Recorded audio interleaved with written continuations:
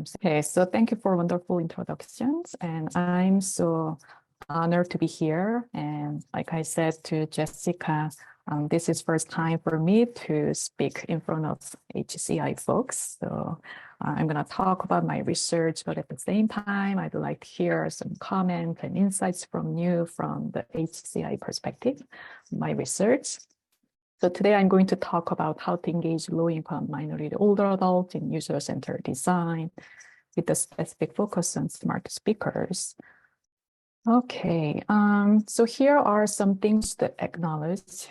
So first of all, my collaborators and I have no conflict of interest to disclose.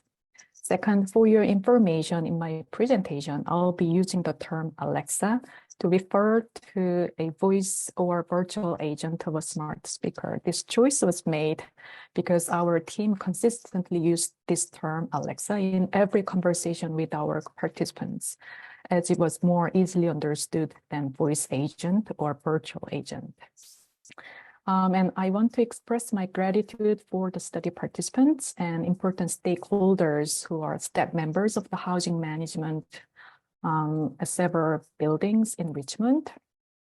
And also I'd like to acknowledge the funding support from various sources. And lastly, I'd like to thank my team members who have been critical to the success of this line of research, especially during the COVID pandemic. And this is a multidisciplinary team, including faculty and students from nursing, gerontology, and occupational therapy. So before I start, I wanted to share some information about myself to give you some background. I'm a nurse scientist with specific training in gerontology and informatics, and I have almost 20 years of research experience in various areas. In terms of clinical experience, I was a registered nurse in both an intensive care unit and an ambulatory care setting within an academic medical center. This clinical background shaped my interest in technology-based health prevention and promotion programs. For my research, I built collaborative relationships with researchers from multiple disciplines, and I enjoy working with older adults and their family members to find a way to better support their desire to be independent and socially connected. So here's a brief outline of today's presentation. First, I'm going to provide some background of the studies that I'm going to share today. And I'll then move on to a user-centered design project called Voice to Connect. And then I'm going to share briefly about some challenges that we have identified among the low-income senior housing residents in terms of technology learning. So that will lead to the presentation of the very well study, and I'm going to wrap up my presentation. First is Voice to Connect study. So let me get started with brief information about the challenges every aging society faces. As we all know, the number of older adults is rapidly increasing worldwide. And as individuals age, they face many health-related challenges. And the aging population continues to grow, which increases healthcare costs and places a burden on the overall society and the healthcare system. Unsurprisingly, most older adults don't want to move out of their homes. They wish to remain at home for as long as possible as they get older. However, older adults are disproportionately burdened by isolation, chronic diseases, cognitive impairment, and functional decline, making it difficult for them to maintain their independence and safety. Here, I want to introduce the term aging in place. Probably many of you may have already heard about this. The CDC defines aging in place as the ability to live in one's own home and community safely, independently, and comfortably, regardless of age, income, or ability level. But older adults may have concerns about safety, getting around, or other daily activities. Aging in place seems to improve older adults' quality of life and their physical health, and it's often viewed by policymakers as a way to avoid the costly option of institutional care. In light of this situation, technology is frequently regarded as a means to support aging in place, as there are many assistive or consumer health technologies that can address some of the challenges older adults experience. And this study, the Voice to Connect study, was focused on how to promote social connectedness in low-income housing settings. So I'd like to touch briefly on this topic here. According to a seminal report from the National Academies of Sciences, Engineering, and Medicine, social connectedness plays a critical role in enhancing the quality of life and promoting longevity in older adults. Notably, social isolation and loneliness, two frequently used indicators of social connectedness, have been linked to adverse health outcomes. And in the United States alone, an estimated 7.7 million older adults suffer from issues related to social isolation due to many reasons, like retirement, cognitive and physical disabilities, the loss of significant others, and the changes in their living arrangements. Loneliness, a subjective feeling of being isolated, is also prevalent among older adults. As we all know, during the pandemic, most people experienced abrupt disruptions in their social activities. And this crisis has motivated older adults to learn and expand their use of digital technologies for the first time. Digital technology played a critical role in social connections. In the midst of rapid digital transformation, we have witnessed the stark revelation of digital inequities, highlighting the divides between the rich and the poor, as well as the privileged and the disadvantaged. The main study participant group I'll be discussing today is residents from low-income senior housing located in Richmond, Virginia. I'd like to further elaborate on the challenges they face in their everyday life. These residents live alone in congregate housing, and they face a unique set of challenges related to race and poverty-related disparities. About 80% of them self-identify as Black or African American, and many of them live with multiple chronic conditions and disabilities.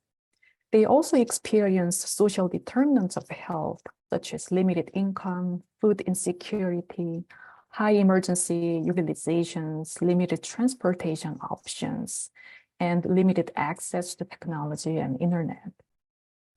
So their health is worse than the general older adult population, and they are in a greater need for innovative solutions and approaches. Given this, it's highly likely that low-income housing residents are at an elevated risk of social isolation and loneliness because of their social determinants of health. And we all know that there are various types of technologies out there that can support aging in place, and voice-operated smart speakers have been emerging as one of the solutions to mitigate some of the issues older adults face. Here I put some examples like some smart speakers can enhance convenience and accessibility. They can aid older adults in health maintenance through various commands or tasks. Also, they facilitate social connection through voice communication features. Additionally, smart speakers provide entertainment and learning opportunities through information searches, news updates, and interactive features. So we conducted a qualitative study a few years ago to explore factors influencing the implementation of smart speakers in low-income senior housing setting. And we engaged senior housing residents who had adopted an Echo speaker and housing management staff. And initial feedback from our participants emphasizes the positive impact of smart speakers on their social connections and emotional well-being. So daily conversations with Alexa were noted to elevate social isolation and loneliness, with some reporting significant improvements in overall emotional well-being. More importantly, most older adults appreciated the potential safety features of the smart speaker system, such as emergency notifications that could send a message to significant others or housing management. These comments were made in the context of living alone because all of our participants had to rely on themselves without immediate assistance from family members. Here we have a powerful quote from a housing staff member who was expressing another benefit of using this speaker technology. She said that how Alexa's medication reminders significantly improved sleep quality among some of their residents. And residents no longer worry about missing their medications thanks to the reliable reminders provided by this technology. Based on these comments, we recognize the potential of smart speakers in enhancing the quality of life and social connectedness in senior housing. So my team sought to emphasize their benefits for social connectedness, leading us to apply for the NIH funding, which we received in 2020. This study was uniquely well-timed because starting in December 2019, one of the housing buildings began installing Amazon Echo devices in each of their apartments for their residents. And we designed this study as a mechanism to assess end-user perceptions and solicit their feedback to create working prototypes of a smart speaker-based system through social connections. We engaged older adults and related stakeholders in the design process to determine how smart speakers can support the needs for social connections and how we can create new solutions based on this emerging technology. So one of the main study goals was to develop low-fidelity prototypes of smart speakers for improving social connections in this group of older adults. We collected data during the COVID pandemic, but we had to meet in person because the majority of our participants didn't have a computer and internet access. And I'm going to talk about it in more detail later.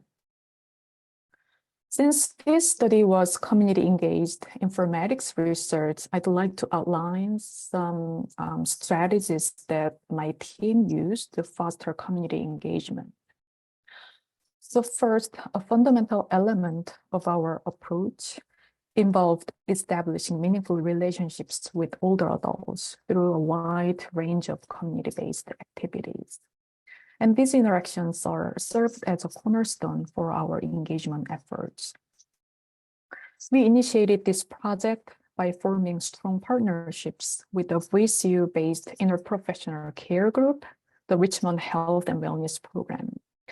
Collaborating with these care providers was instrumental in tailoring our approach to the unique needs of the community. Next, to enhance our community engagement strategies, we look for feedback and insights from an interdisciplinary community-based researcher group called iCubed. And their valuable input helped us find thoughtful and innovative strategies for community engagement. Last but not least, securing the support and buy-in from housing management at various facilities was a crucial step in our community engagement efforts. We proactively reached out to them to discuss the potential impact of our study. And their genuine interest in enhancing the wellness and quality of life among their residents was really evident. And they enthusiastically agreed that involving older adults in this type of research would activate and empower them. So they assisted us in identifying the most effective recruitment strategies, and they offered various options for engagement and actively promoted the study among their residents by sharing our study information. As a result of this collaboration, we were able to identify and engage 4 groups of stakeholders in this study. First, low-income housing residents. So our study involved 39 older adults who reside in low-income housing. These individuals served as the primary focus of our research. We had two groups of participants. First, smart speaker users, and they were residents from one housing facility where a smart speaker platform was deployed, as I mentioned earlier. The second group was those who had not had any experience of interacting with this technology before. And they were residents from 3 buildings. Second group was care professionals from the RHWP. And these are folks who provide weekly care to the residents at these buildings. So they know the people and the environment very well. And we engaged the 6 care professionals for this study. The third group consisted of 6 resident service coordinators from 3 housing buildings. And finally, we engaged family members of low-income housing residents. We collected both quantitative and qualitative data, and this slide shows baseline quantitative data regarding older adults' demographics and clinical characteristics. So as I said, many of them were Black or African American. Their education level is pretty low, although we had some folks who had college degrees. Some folks had visual or hearing impairment, and about 40% had mild cognitive impairment, and they have issues of multi-chronic conditions. In terms of technology use, about 72% owned a smartphone, and slightly over 50% had a computer. And 67% said that they had ever used an internet before. And the internet use frequency varied from person to person. As for social connections, about 35% reported social isolation issues, and 33% reported feelings of loneliness. And over 45% of participants said they were very or somewhat dissatisfied with the current relationships with family and friends. And given the study was conducted during the pandemic, this is not a surprising result. This slide shows the study process. We engaged older adults in a series of 3 focus groups. We took an iterative approach to reflect their needs and expectations in the technology design process and inform the direction for the next cycle of technology design. So their feedback shared during the first phase sessions would be integrated into prototypes of a proposed smart speaker-based system. And these prototypes would be discussed and further refined during the 2 follow-up focus group sessions. After the second phase, we conducted focus groups and individual interviews with family members of older adult housing staff and care professionals to ask for their feedback on the proposed designs. Here, I have included the number of focus groups and individual interview sessions conducted at each stage, along with the corresponding stakeholders involved. So what design strategies did we use? So we needed to consider social-demographic characteristics and technology use patterns among our participants. So first, we limited the number of each focus group to 6 people to allow for more intimate conversation and sharing. Second, we had separate focus groups for smart speaker users and non-users. And users had far more experience of engaging with this technology. So we anticipated they had more detailed ideas about preferences and perceived barriers. And we didn't want their ideas and thoughts to influence the thoughts of non-user participants. Also, we wanted to encourage any ideas and thoughts among non-users, which could be very innovative and breakthrough thoughts. For brainstorming, we formed mini groups of 2 to 3 people in a large focus group to make sure everybody has a voice. And each mini group had a facilitator who was a study team member. The ideas our participants generated and brainstormed were shared in their mini groups. We used the 6-8-5 design method where participants were encouraged to generate 6 to 8 ideas in 5 minutes and share each of the ideas in the mini group. During idea sharing, we asked participants to listen to others and be non-judgmental about the shared ideas. They had a chance to clarify about the shared ideas and further develop their own ideas about smart speaker functions. After the 6-8-5 method, participants returned to a larger group and shared what ideas their mini group generated. Other people who were not part of the mini group had the chance to ask questions and share their thoughts. And then the facilitator summarized all of the discussions and conclude the session. During the design sessions, we used visual and audio tools for helping their understanding of the technology, because many functions on the smart speaker were novel ideas for many of the participants, particularly non-user participants.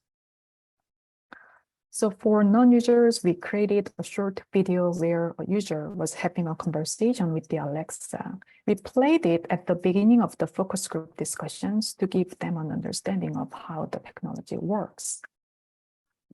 For idea generation activities, we used the pictorial sheet, as you can see on this slide. We hope that this material could help them visualize the interaction between the user and the virtual agent, and so that they could write down specific tasks they wish to use through this speaker technology during the design workshop sessions.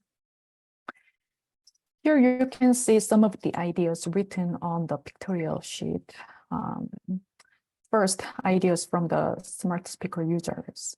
So they wish to be able to connect with others through chat rooms or voice chat, or want the voice agent to tell them what community events would take place in their neighborhood. I included a couple of slides showcasing ideas from non-users as well, and these slides illustrate diverse applications of the smart speaker, including emergency calls, educational purposes, and assistance in job searches.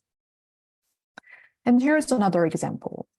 This person shared lovely ideas on utilizing the Alexa, expressing a desire for personalized greetings like good morning and inquiries about well-being.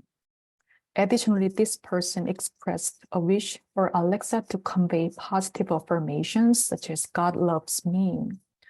Furthermore, the person expressed the desire to connect with other Alexa users. So we gathered a total of 149 ideas from the pictorial sheet, and we categorized them into various themes. The most preferred areas for smart speaker use were daily assistance and health and safety. Additionally, participants expressed interest using the technology for socializations with others and companionship with Alexa, as well as learning, entertainment, and religious purposes. Since the focus of this study was on social connectedness, my team members tried to find ideas that were more relevant to this concept. Some ideas were clear, while others were somewhat vague, and we were trying to find the nuance of those ideas to come up with prototype concepts. Here are the 4 main concepts that are relevant to social connectedness. They include checking in, social companions, social participation, and wellness check.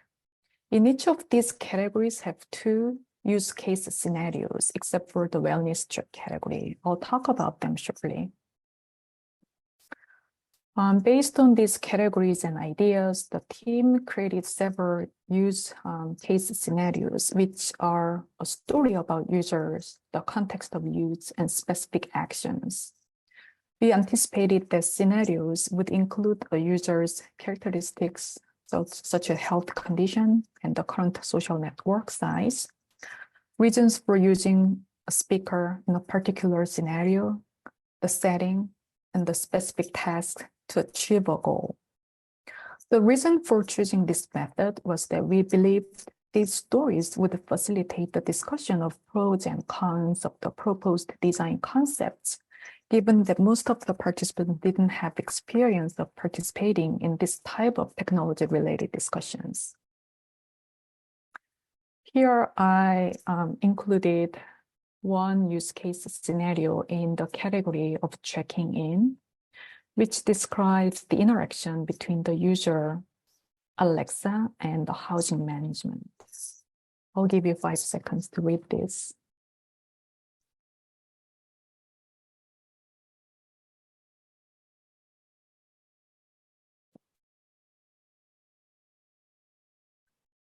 So we brought these prototype ideas to the second phase focus groups, and participants provided comments about their perceived usefulness of each of these concepts.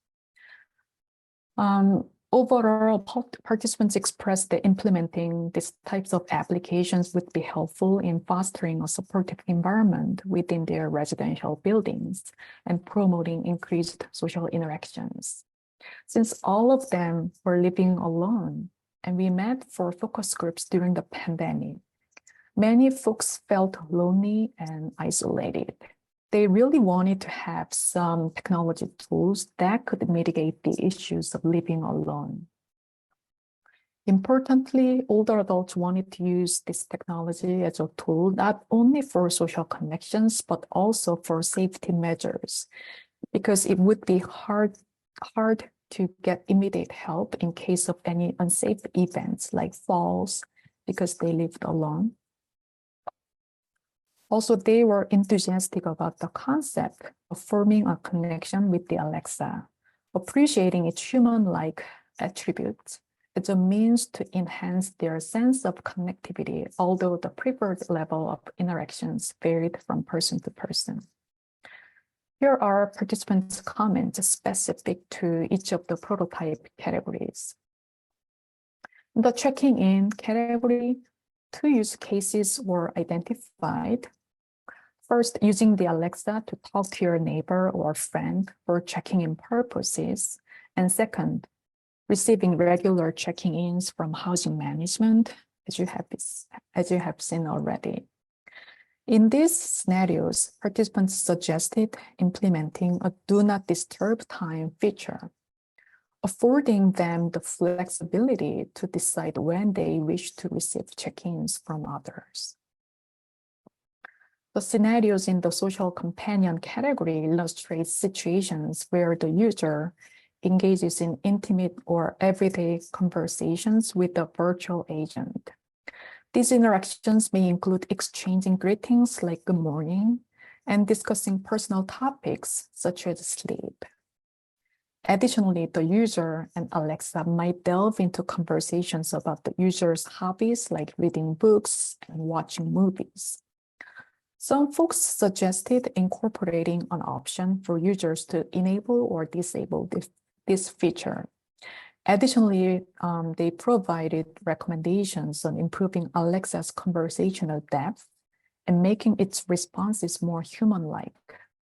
These suggestions included introducing personalized interactions to enhance the overall user experience. Our research revealed that older adults expressed a keen interest in using technology to enhance their community engagement. In the social participation category, we crafted scenarios where users can discover social events or coordinate meetups, such as joining others for grocery shopping or visiting a nearby park together. These activities were designed to align with the living conditions of our participants, as many of them don't own a car, and they rely on public transportation or occasional van arrangements provided by their housing management. And participants offered valuable insights on how to efficiently collect information about users' whereabouts and compile a list of social and community events in their living the neighborhood. These recommendations focused on the development of a virtual bulletin board, aiming to keep residents informed about upcoming activities within their building or the broader Richmond area. The last category demonstrates how Alexa can be employed for wellness checks and mood detection, addressing issues like depression or anxiety that might arise due to isolation or loneliness. Specifically, Alexa could detect how frequently the user moves out, how the user sleeps, whether the user spends more time watching TV or being more sedentary. And the Alexa would send a verbal prompt about the user's current activity levels and check-ins, like, how are you doing? Would you like me to connect you to a doctor? And it detects some decrease in their movement. Participants recommended the inclusion of an option for users to choose the specific physiologic and behavioral metrics they wish to monitor. This comment reflects an understanding that preferences may vary among participants, with some favoring mood detection, while others may find movement tracking more acceptable and less invasive. That's an example. So as a result of these discussions, we have incorporated changes into all of the scenarios to align with participants' preferences and address their concerns. Here I present two versions for the scenario I showed you earlier, one before modifications and the other after the adjustments were made. You can observe that we incorporated an opt-in function for wellness check-ins, allowing users to specify the frequency of these check-ins. It's important to note that the users need not be concerned about the detailed condition of their health being shared with the management.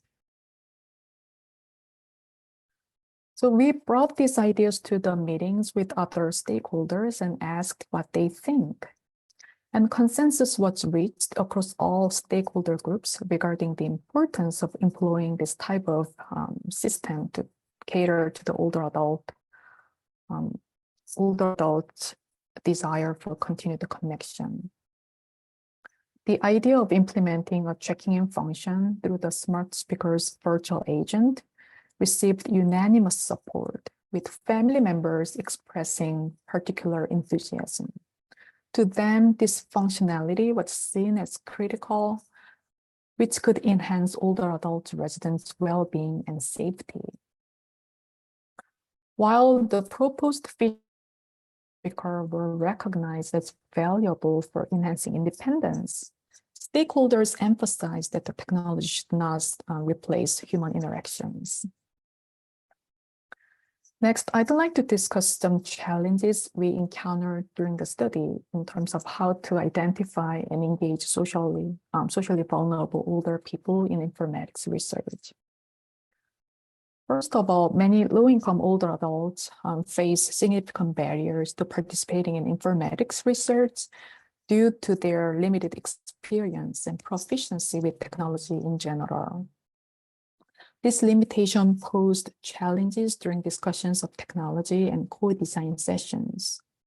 To address this issue, we presented a couple of prototype ideas before brainstorming as an example, and this may have influenced participants' perceptions and imagination. This study took place in the middle of the pandemic, but converting user-centered design sessions to a virtual format was impossible due to challenges related to limited technology access coupled with limited technology skills. Many of them didn't have a computer or internet connection at home. Even if they had access, guiding them through the process of installing the virtual conferencing software like Zoom and logging into a virtual meeting space would have presented an additional challenge. Second, the issue of limited mobility and physical disabilities, coupled with the lack of transportation means, presented a significant obstacle. A lot of them were using a walker or a wheelchair due to mobility issues. And this study was initially planned to take place at participants' apartment buildings, like the community room in their housing building, eliminating the need for them to arrange transportation. But due to no visitor policy enforced by the housing management during the pandemic, we had to conduct these meetings at another location on campus. Unfortunately, participants' restricted mobility presented challenges for their active participation in the in-person study activities. Last but not least, we observed that certain number of participants relocated from the building, either due to the unstable financial conditions or changes in their benefit status. Consequently, we experienced the loss of some participants throughout the study. Here are some of the lessons I want to share in terms of how to conduct a user-centered design study with minority, low-income older adults. We learned that making a warm and safe environment is important to making our participants feel comfortable about sharing their ideas freely in the meetings, because many of them had less exposure to technology. We wanted to make sure that they don't feel ashamed of their lack of technology experience. We provided some example ideas of how we could use this technology for social connections when they were having difficulty generating ideas. We found this helpful in terms of guiding them through the prototyping process, although these ideas might have influenced their thinking, as I mentioned earlier. We made sure that there are no right or wrong answers and encouraged them to think of anything regardless of the current technical or financial limitations. Assigning a facilitator in each mini group was effective in guiding the design sessions and helped them to prevent their conversations from being drifted. The buildings were shut down during the pandemic, making them feel isolated and lonely. So when they had a chance to meet other people and talk with them, they got so excited and easily distracted by the topics of their own interest. Last but not least, using various tools for brainstorming and being flexible in terms of how to conduct design sessions was effective, because most of them were not familiar with technology-related discussions. Before I wrap up, I want to mention one thing that's really important to technology adoption and use among underserved populations.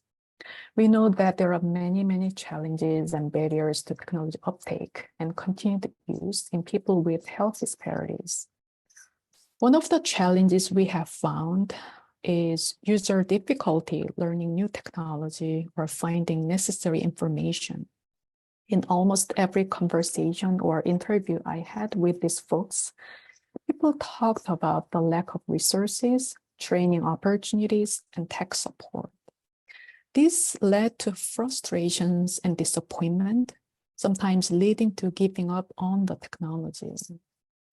To tackle some of these issues, we conducted the Very Well project. This stands for Voice Technology Education and Resources for Improving Well-being Among Older Adults. In this project, we aim to develop instructional materials to improve digital literacy and self-efficacy in technology use among low-income housing residents.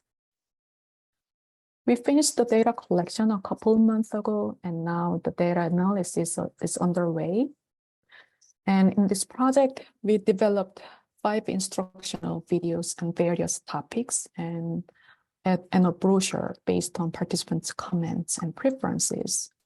Then we had individual interviews to ask about their thoughts on the content and format of these materials. They were really excited about this opportunity and shared a lot of feedback with the study team. And they also made comments regarding how struggling they were in terms of lack of learning about the smart speaker technology. So these materials were presented in a format that is easily accessible for low-income senior housing residents. The work is still ongoing, And I think that the next phase would involve improving the quality of these materials and developing a method to make them accessible to people who have limited technology access and skills. Here's a screenshot of the brochure that we created. All right, so I want to finish my presentation by sharing some lessons I learned from all of these projects. First of all, it's critical to consider the unique demographic and socio-cultural characteristics of potential users to select the type of user-centered design methods and to choose appropriate strategies for discussions of user needs and barriers. Second, it's important to address technology anxiety, privacy concerns, and lack of confidence in technology use, especially among those who feel less tech-savvy. I can't emphasize enough the importance of creating an environment where participants feel safe and comfortable expressing their thoughts, concerns, and preferences, which was the key to the success of this project. And lastly, we recognize the necessity for a cultural shift when introducing novel technology to low-income communities. Acknowledging and addressing their attitudes and beliefs about technology through a series of meetings with potential participants and stakeholders played a crucial role in our success. So these are references. Yeah, and if you have any questions or are interested in collaboration, just feel free to let me know. Okay, thank you.